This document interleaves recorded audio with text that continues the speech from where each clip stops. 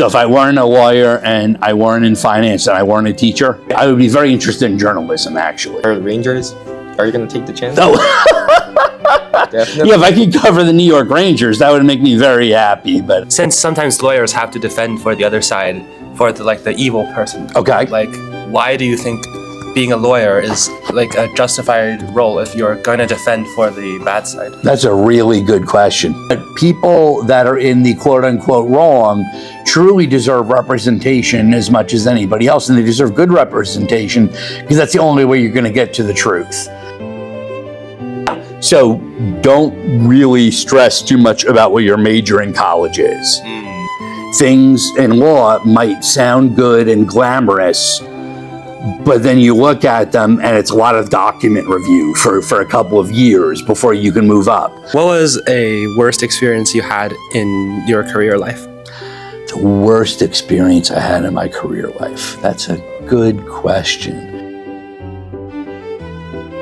Okay, so I've had a circuitous career path. Graduated a long time ago from college, and I taught at a private school in New Jersey. And then after 4 years of doing that, I liked it very much, but I decided to go to the University of Virginia for law school and for graduate school. And I did that for 7 years. It was supposed to be a JD PhD program, but instead it was only a master's JD program. So I got the master's degree in foreign affairs and then the Juris Doctorate, the degree in law. Then I assisted via the clerkship route, Judge Karchman, a great jurist in Trenton, New Jersey. I was his clerk for 1 year, doing appellate work in both the civil and criminal areas. And then I worked for a few law firms for about 10 years, with my areas of focus being intellectual property, criminal law, and then for the last couple of years, banking law, where I represent Bank of America. So I did some very interesting work at my firms. Still, it didn't really compare to my clerkship with the judge, but they were all really interesting jobs. The IP work was particularly interesting, focusing largely on trademarks, a little patent work, a little copyright work, but primarily trademarks. And then I left that and worked in finance for a little bit, finance and intellectual property work on Wall Street for AIG.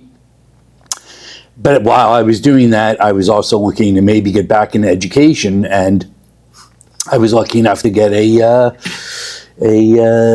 email from St. George's saying that we'd like to have you come up here and interview. So I drove up on a Saturday because I couldn't take any time off work. Drove up on a Saturday, came up here during Jazz Fest weekend, saw everything that was going on, saw the beauty of the campus, saw the opportunity to teach English and history, which made me very excited, and other opportunities in coming here. And so I made the very tough decision after 8 pretty agonizing days to leave Wall Street and come up here. And that was a little over 12 years ago. Why did you choose to study law? I found it super interesting. I'm very glad that I did it, and I'm equally glad that I was able to figure out a way to pay off my loans because it was expensive, but it's very, very interesting. I wish I'd taken a little bit more of a direct path, but I got where I wanted to go eventually, so I'm happy about that. No, law was fascinating, and the 3 areas of practice that I got to focus on were particularly interesting to me. And do you feel like your shift from the lawyer and law industry into the more finance part is also a big shift for you? Or it was a pretty big shift, actually. Yeah, I enjoyed it very much. It was one of the I needed to improve what I was doing, but I was learning a lot, and I really liked being on Wall Street. That was actually very, very exciting. And that's and I love my boss too. And those are several of the reasons why it was a very tough decision to leave and to come to St. George's, because I did enjoy what I was doing, but I also wanted to get back into teaching and to use my legal degree and my legal experience in representing school boards and representing universities and representing athletic departments, in education. So. What was a worst experience you had in your career life? The worst experience I had in my career life. That's a good question. And this is all on public record. I represented a woman, and again, none of this was sealed. I represented a woman who was accused of assaulting and battering her special needs boyfriend. And it was a very, very difficult case, not only because of the nature of the case, but also because she only spoke Spanish and was deaf. So every time I had to converse with her, I had to have two translators. So the communication was difficult. The nature of the case was difficult. Looking at the hospital file of what had happened to him was difficult. The fact that he didn't want to testify against her because he said he was in love with her made it difficult. There were any number of factors that made the case very difficult. And unfortunately, while my representation of her went well, she was a recidivist, and later on that day, after being released, was rearrested for dealing narcotics. What do you think? Like, since sometimes lawyers have to defend for the other side, for the evil person. Okay. Like, why do you think being a lawyer is like a justified role if you're going to defend for the bad side? That's a really good question. Yeah, I mean, sometimes you walk away from a situation like maybe that wasn't the ideal result, but people that are in the quote unquote wrong truly deserve representation as much as anybody else, and they deserve good representation because that's the only way you're going to get to the truth. Because there are so many times where things aren't exactly as they seem, and only through good lawyering will you get to the unvarnished truth as opposed to the narrative going into the case or the perceived truth.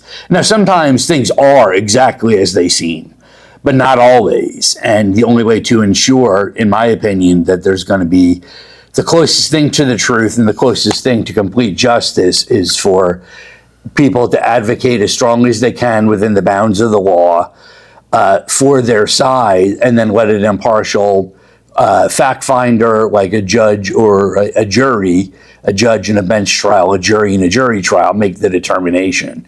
And if go off, well, here are the plain, unadulterated facts, this person's guilty, might be true, probably is true, but it's not necessarily true. And that's why you need good people that are willing to work hard for clients that appear to be undeniably guilty, but there are some factors that people may not have considered that, if nothing else, if it's a criminal matter, would lead to a lesser sentence. Speaking of your reflections on law, do you have any tips for FRSG students who are in the future they're going to be interested in either law or finance? Oh, sure, absolutely. One thing that I would say about law is I was very lucky in that the areas in which I practiced, and my clerkship, I'll keep saying this, was unbelievable. The areas in which I practiced afterwards were really interesting, and they were as interesting as I assumed. One thing is, if you're investigating a field of law and the reason you want to go to law school is because of that field of law, thoroughly investigate what that field of law really is. Things in law might sound good and glamorous, but then you look at them and it's a lot of document review for a couple of years before you can move up.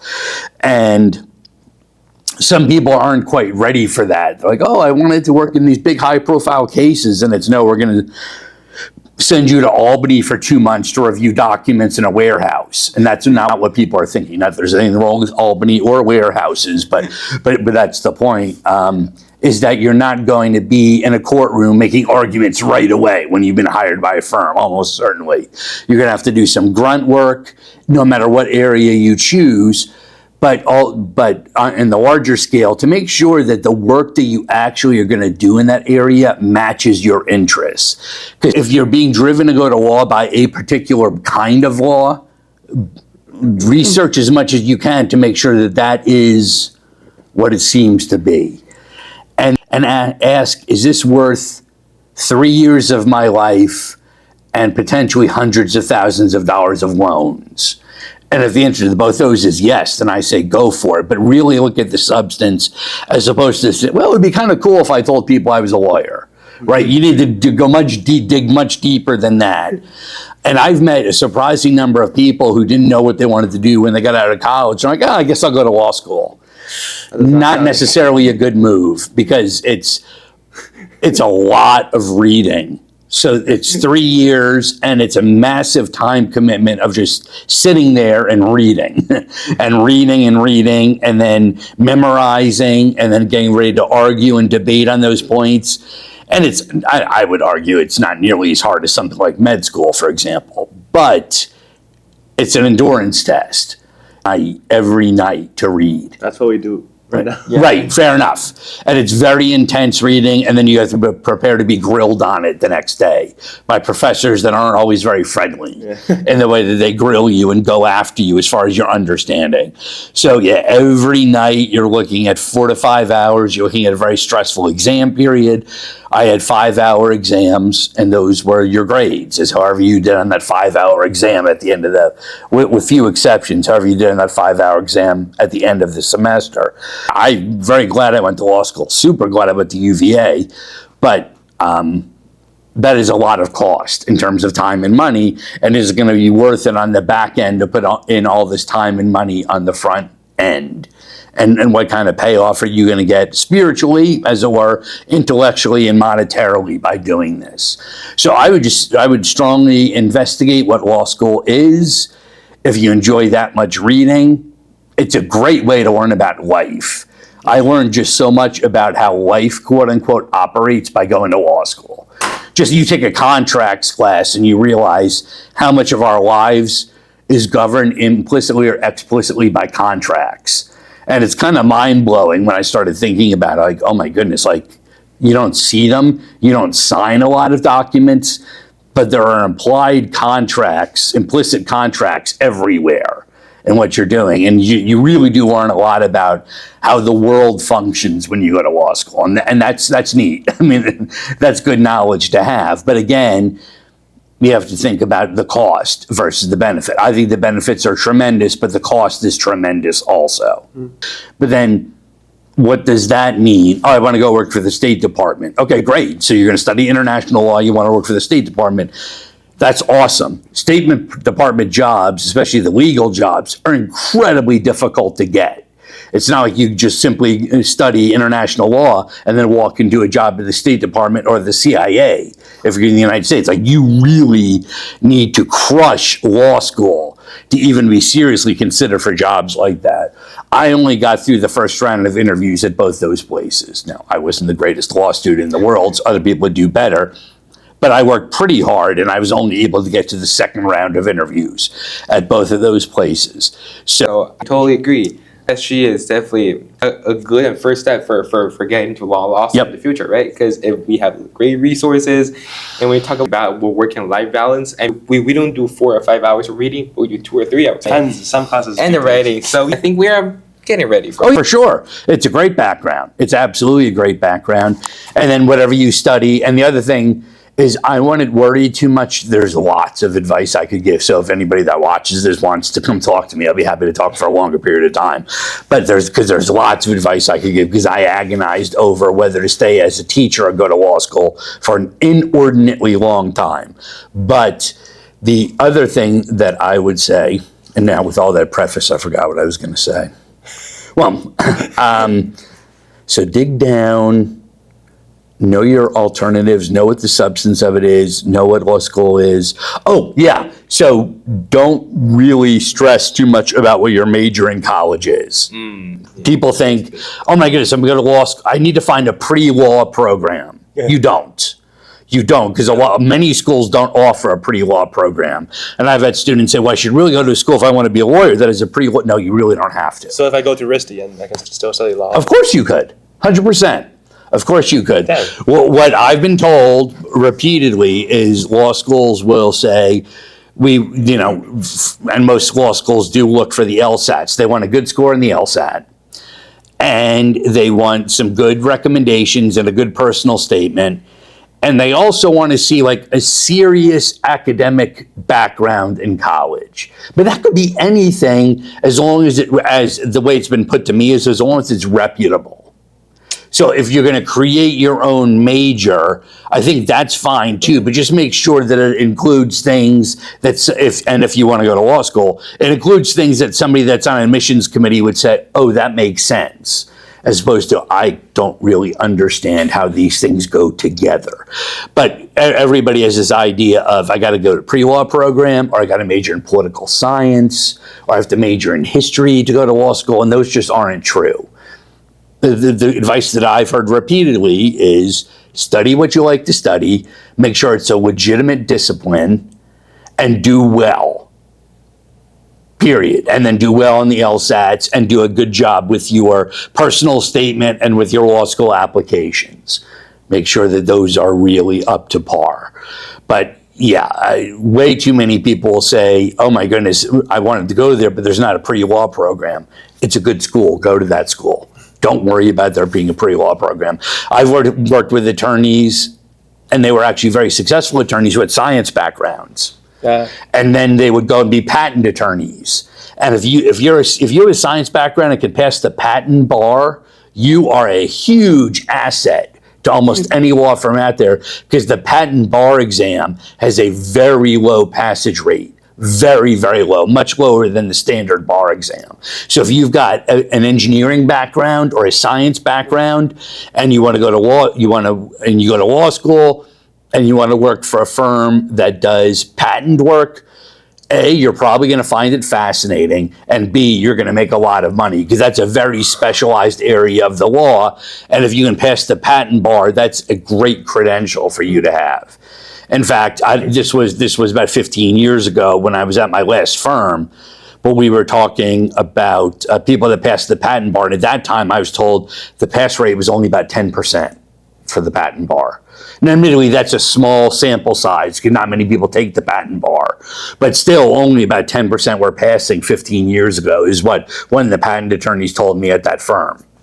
So you can, yeah, and I've worked with people that were bio majors, were physics majors, and then decided to go to law school, and those science backgrounds were a huge asset. Huge asset. So yes, too many people fixate on getting the perfect major in order to impress a law school. Don't. All right. Yeah.